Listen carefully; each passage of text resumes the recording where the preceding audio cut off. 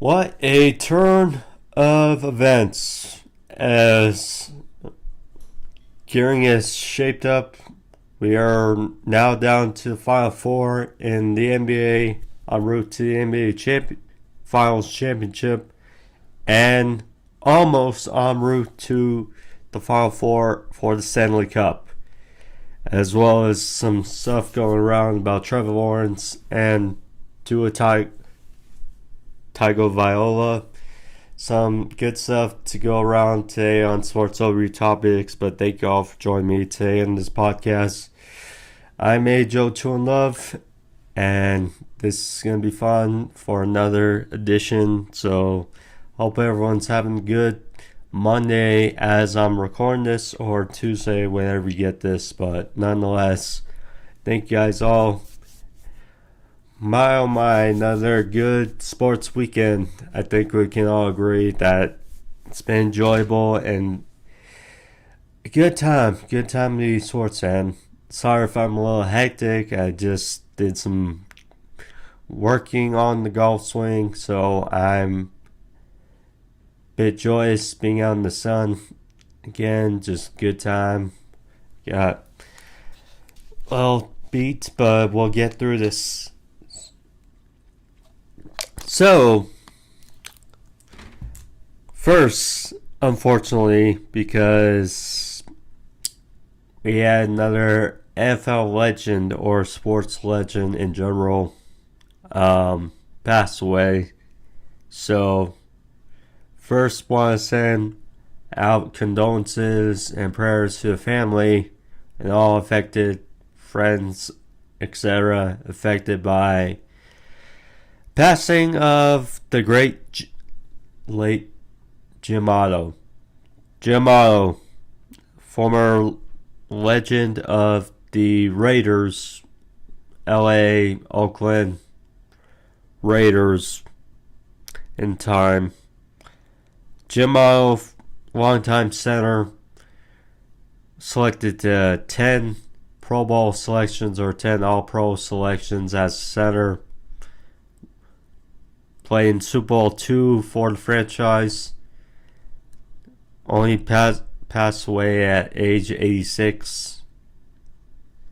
A good amount of time, but nonetheless, you always hate to see a renowned sports legend pass away. So, thoughts and prayers out to Raiders Nation and all affected by friends and family, etc. But rest in peace, Jim Otto. So, next up. So, So, we're down to the Final Four now for the NBA Championship, NBA Finals. As far as the playoffs, whatever you want to say. Because with hockey, you have the Stanley Cup. With football, with the NFL, you have the Super Bowl. With NBA, you don't have like a name. You just have the NBA Finals. But nonetheless, the NBA playoffs are now down to the Final Four and the conference championships. And I think you can agree that couldn't have really two better conference championships than what we were given. In essence, we got the Boston Celtics versus the Indiana Pacers for the East, and then we got Minnesota Timberwolves and Dallas Mavericks in the West. First, let's talk about the East. So, Boston Celtics. We know the run. We know how they've kind of been on a mission this year, with acquiring Porzingis, with acquiring Drew Holiday, made some trades, the emergence of Derek White, Jason Tatum, Jaylen Brown, of course, still two of the best and studs throughout the NBA. But we know their job to get here compared to the others, we could say, was a bit easy. And I guess that's not all the time, but in essence, why you get the 1 seed. Because they cleared the 1 seed by 10 plus games. And so they were able to rest. But when it came to playing the Heat, yes, no Jimmy Butler, but still they did their job in 5 games. And against the Cavs, did their job in 5 games. Now for the Cavs, it was obviously more of a test because Donovan Mitchell, yes, he missed the last 2 games due to a calf, but, still, Donovan Mitchell there for 3 games. Darius Garland, who we know has been very good at times, he was playing the whole series.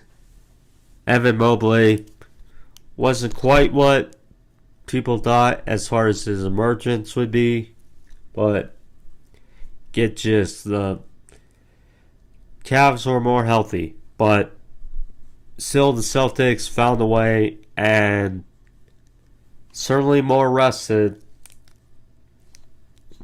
than their opposition in the Indiana Pacers, who had to go 7 games against the Knicks. And first of all, credit to the Knicks. The Knicks,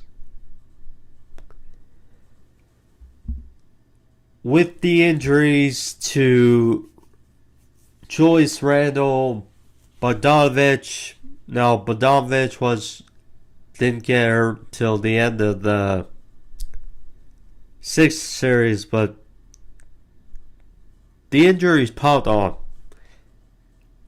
is what I'll say for the Knicks, in which Bogdanovic hurt, Mitchell Robinson got hurt, OG Anunoby got hurt in the 2nd game, Jalen Brunson's been a bit banged up. Nonetheless, Josh Hart's injury, but nonetheless, they did their job. Yes, we can say, the Pacers. Pacers did their job as well. No Giannis for the Bucks series, but they did their job.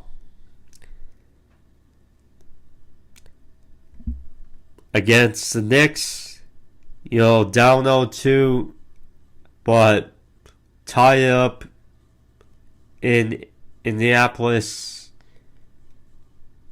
down 3-2, then at the Garden, but they rallied off last 2 to win Game 7 in the Garden. Really, the crowd was almost a non-factor because of just the way they piled on. And, the Pacers can say injuries, but, they were the more healthy team. And down the stretch, their depth and just what they were given, they got the job done. Tyrese Halliburton, after a deplorizing first game with 6 points, he really rallied throughout the rest of the series, scoring 30 plus games. Yesterday he scored 26 in Game 7. Miles Turner, DJ McConnell, Pascal Siakam, etc. They got some good depth on that team.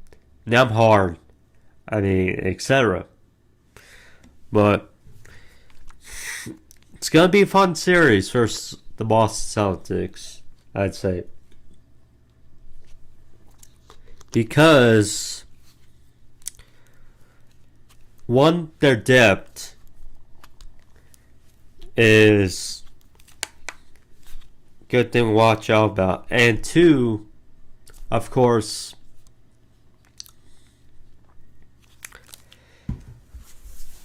Kristaps Porzingis,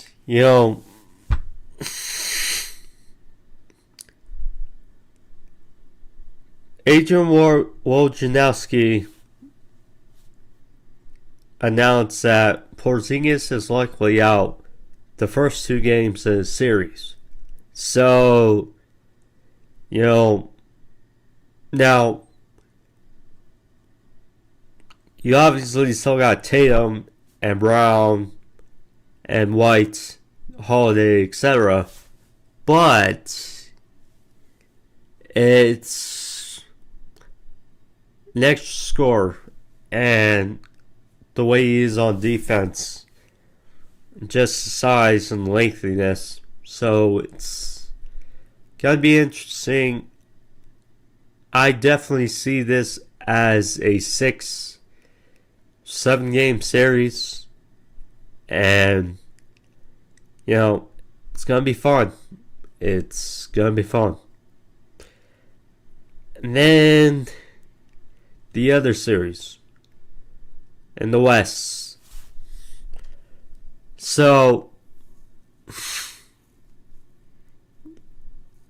Minnesota Timberwolves, who knocked out the reigning NBA champion Denver Nuggets in 7 games last night,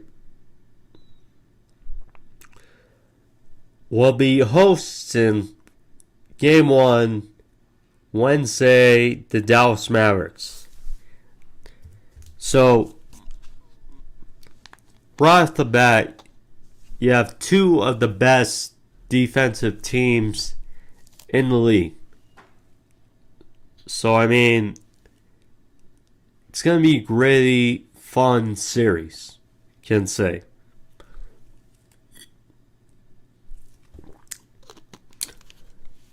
So first, the Dallas Mavericks. Dallas Mavericks, you can really say look like a much different team. Ever since the trade deadline, picking up PJ and Daniel Gafford, they have been a bigger and just more fierce team, and it's been fun to watch. Against the Clippers, they did what they needed to, adjustments after game 1. Same against OKC. They lost the first game, but rallied back to win in 6. And, first their defense, but then their offense. Because PJ Washington has shown to be a good shooter as well, particularly in this series. We know he was good in Charlotte, but on a better team, on a grander stage, he's really showcasing himself. Gafford has been a solid defender, and then the underrated piece of this puzzle has been their rookie Derek Lively. Derek Lively, who Luka Doncic said at the end of Game 6 that they don't win this series against the OKC Thunder. They don't win this series without Derek Lively. And, with having this rotation and their pieces, because besides Luka and besides Kyrie, who's been nonchalant at times, but knows when to pick it up, you got those two, and then you got PJ Washington, who can get you double digits and some shots. You got Tim Hardaway, who's crafty veteran, gets good shots as well. Gafford, going the glass defensively, and then Lively, who's very good on the glass, get you double digits as well. So they're gonna be a interesting test, I think, to the final team of this 4-team race, and that's the Minnesota Timberwolves. The Minnesota Timberwolves, their backs against the wall. You know, it's crazy how a series can change so much. You know, my dad's from Minnesota. So, I mean, it's like the first two games, Minnesota wins against Denver, and then they're wondering, you know, can Denver even win a game? And then Denver plays better, Jokic, etc. They played better. Aaron Gordon had some good games, and all of a sudden it's not up at 2, and then they went the third, game 5, and then you hear possibly that the series may be over. Then here's the thing about Anthony Edwards telling a staffer in Denver saying, "We'll see you for Game 7." And then they had a great performance Game 6 in Minnesota to get back to Game 7. And then it didn't look pretty to start. It was 53-38 at halftime in Denver's aid, and then they rallied up to make it a 20-point lead. But then Minnesota, what's been the bread and butter, has been their defense. And getting stops, getting turnovers, rolling off, climbing down. Who is the unsung MVP? Well,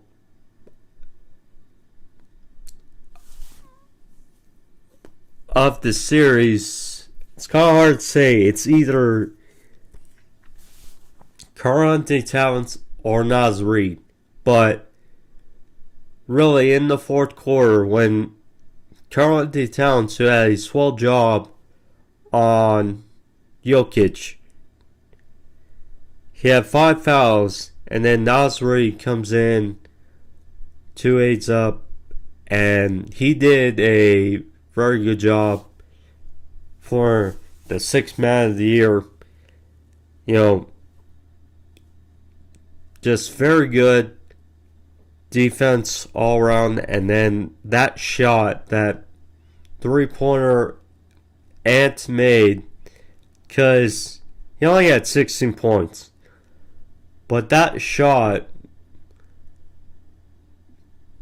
3-pointer, to go up 10, 92-82,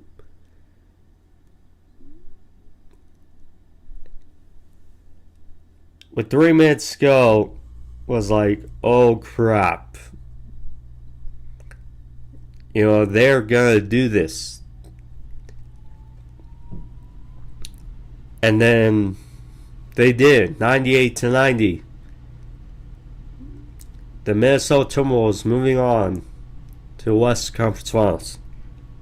Now, like I said, it's going to be an interesting series because Dallas has more depth. I think we can agree. Better when it comes to depth than Denver, because with Denver, we saw it particularly in these playoffs. It's like, okay, you have Jokic, Murray, Gordon, and Porter, but who else, really? I mean, Red Jackson I like, but he's been off and on. Christian Brown, he's still a young player. He makes some shots, but you get what I mean. Caldwell Pope, etc. And that's the kind of price when you let, say, Bruce Brown, Jeff Green go in free agency. It's kind of how it is.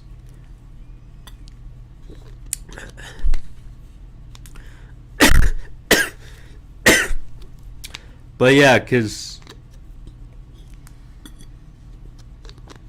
Dallas has shown that they're good at depth because you have 5 guys who can get double figures at least. And that's Luka, Kyrie, PJ, Hardaway, Gafford. Well, actually 6. And Luka, Kyrie, PJ, Gafford, Lively, and Hardaway.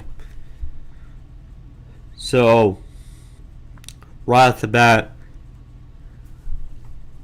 Dallas is better depth, and I think they're a better shooting team and better defensively. Now, Minnesota has better size, I feel, and I do. They're probably more depth than Dallas, because again, you have Anthony Edwards, Karl-Anthony Towns, Gobert, McDaniels, Conley, Alexander Walker, etc. So it's going to be a fun series to look forward to. Now, 6-7 game series seems probable, but nonetheless, this is going to be a fun series, and we can't wait till it starts on Wednesday.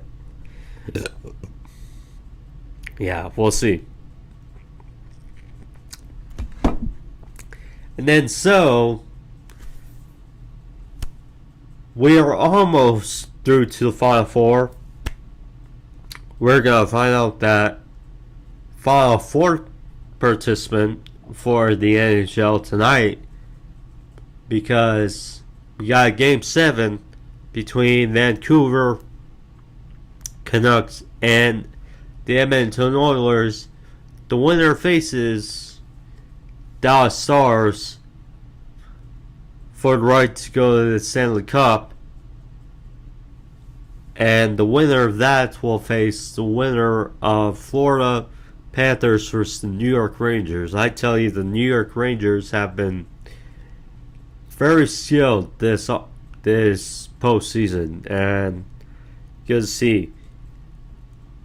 For the Panthers, though, for the second straight postseason, took down the Boston Bruins. Boston Bruins, they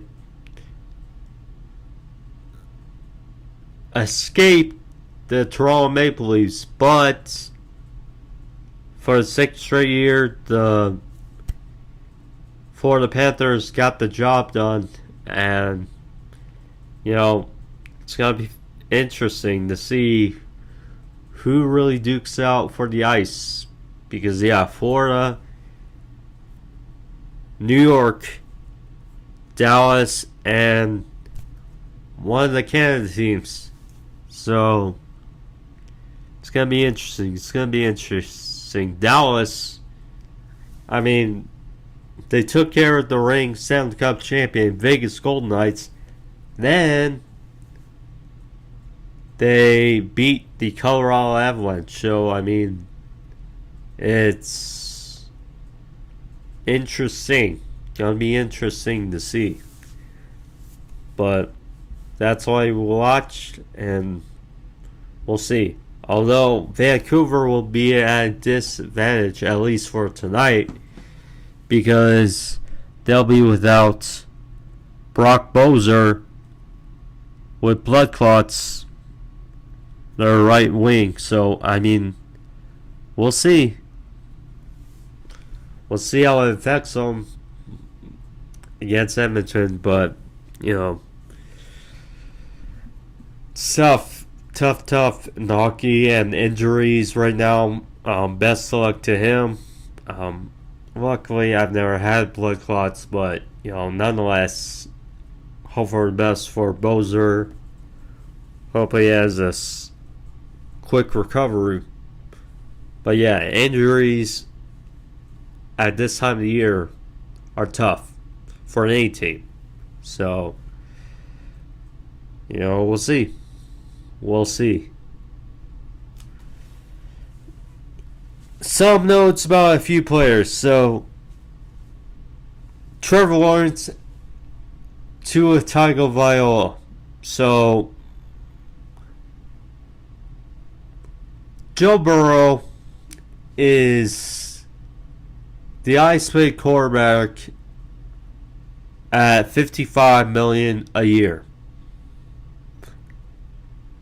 Jared Goff just got his extension, 4 years worth, over $53 million a year, to cement himself at currently the number 2 highest paid quarterback in the league. I mean, it's so crazy how it was less than 10 years ago when Andrew Luck was getting talked about as possibly the highest paid quarterback in the league at $23 million a year. Now we're up to the 50s.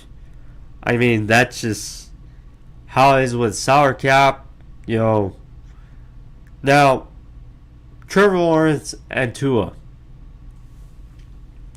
I made short about OBJ getting signed with the Dolphins, and Tua's going to be on his 5th-year option, and so we know 2 years ago they were very, very stout. The problem was Tua's concussions. That really, really affected him, whether they like it or not. But they still managed to make the playoffs and gave the Bills a fight. But, wasn't enough. So then last year, what did Tua do? He adapted and he was healthy last year and still had a pretty good year. However, they crumbled at the end of the season and lost the division to the Bills, but still made the playoffs and lost in a frostbite fight pretty much with the Chiefs. So now, it's like, okay, they lost Christian Wilkins, which was a big loss for free agency, but they did gain, Shaq Barrett and Jordan Poyer on defense. They did rally off some acquisitions on defense. And then they signed OBJ to pair with Tyreek Hill and Jalen Waddle. So it's another very good weapon for possibly Tua. Because that's the thing, we're in an offensive league for the NFL. So the more weapons, the better than, say, defense. It's weird, but it kind of is. So currently, if I had to say, I would pay to I don't know. It's always tough because as a player and as an agent, you want to get paid the most because security, and you never know. It's like that's the thing. You never know when one injury is going to take this, or personal thing may take this away from a player. So on one hand, you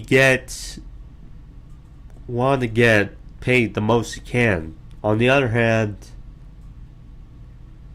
it's like we kind of have a feeling, or people kind of have a perception on how much a player should get paid, but doesn't really work out that way. It's like is Tua the best quarterback in the league? No. He is a very, very good quarterback, but he's not the top tier quarterback. So I mean, personally, I would not pay Tua over $50 million. I would maybe pay, just from my perspective, probably around 28 to maybe to 40. I think that would be solid. But, that's the thing. Tua's going to want to be paid the highest amount he can pay. So, I mean, we'll see. As far as Trevor Lawrence,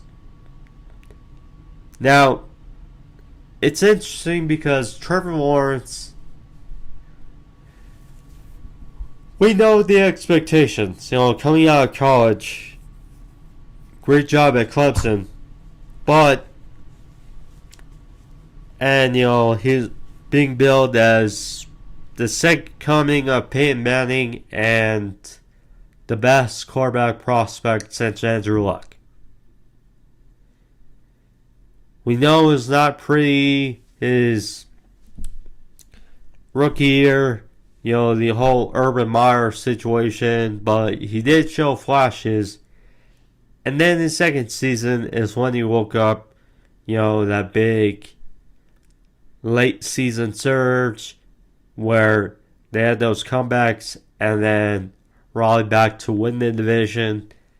And that big comeback against the Chargers in the playoffs. Last year, same record, but different results. Division was on the line last season against the Titans, and they couldn't pull it out. They had their chances, but couldn't really. Didn't go their way. And Trevor Lawrence, when I thought too was going to be a MVP candidate last season, still looked well, but kind of regress a bit. So I mean, now we'll see, because they re-signed Josh Allen They pairing him with Trayvon Walker, who did really well in the second season. They did lose Calvin Ridley, but Christian Kirk's injury down the stretch definitely hurt them. So to get him back, they signed, Gabe Davis. They drafted Brian Thomas Jr. in the first round. So clearly they're got some optimism going into the off season or going into next season. Now,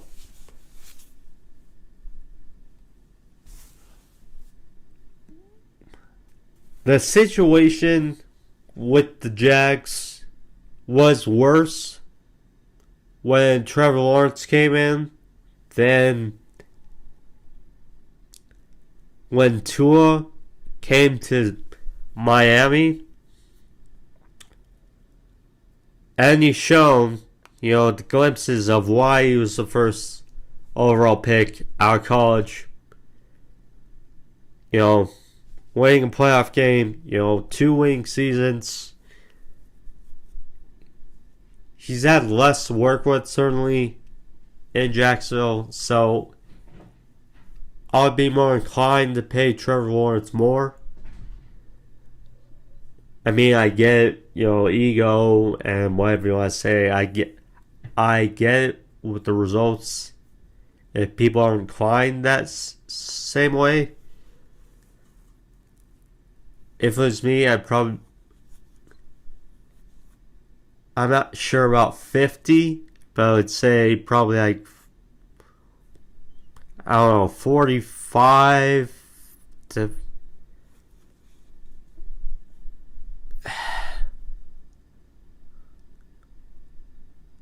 I'd be up to pay Trevor Lawrence around 49 million per year.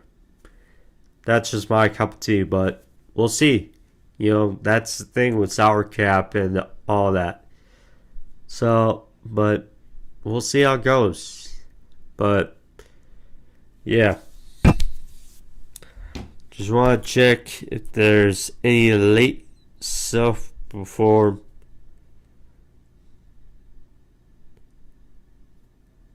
Oh, yeah, so Xander Schauffele won the PGA Championship after, some controversy, obviously, with the Sky Scheffler arrest before first round. But nonetheless, Xander got done hitting under 21 par, just edging out Bryson DeChambeau and what was his other name? Victor Holland. So, kills him, but yeah, good for him. And,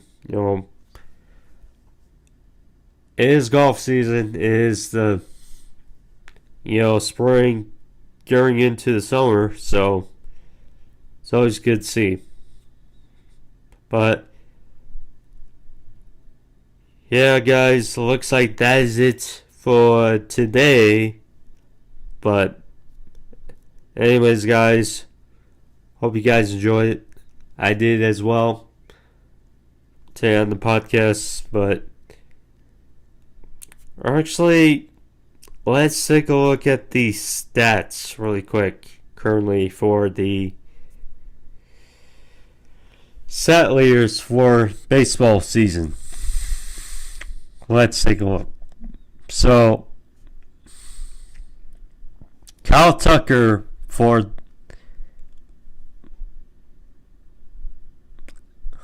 So, Kyle Tucker of the Astros and Gunnar Henderson for the Orioles are currently leading the MLB with 15 home runs. Both of them. Currently top 5 are Tucker, Henderson, Ozuna for the Braves, Judge, and Ohtani, those three guys are tied with 13. And then you got Naylor for the Guardians, Giancarlo Stanton for the Yankees. I mean, interesting. It's very good for the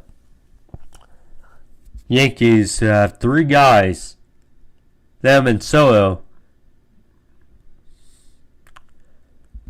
to have three guys with currently double-digit home runs. So yeah, we'll see how it goes. You know, the Phillies have certainly done a heck of a job so far, as well as the Yankees. So currently, I wouldn't mind seeing a World Series out of those two.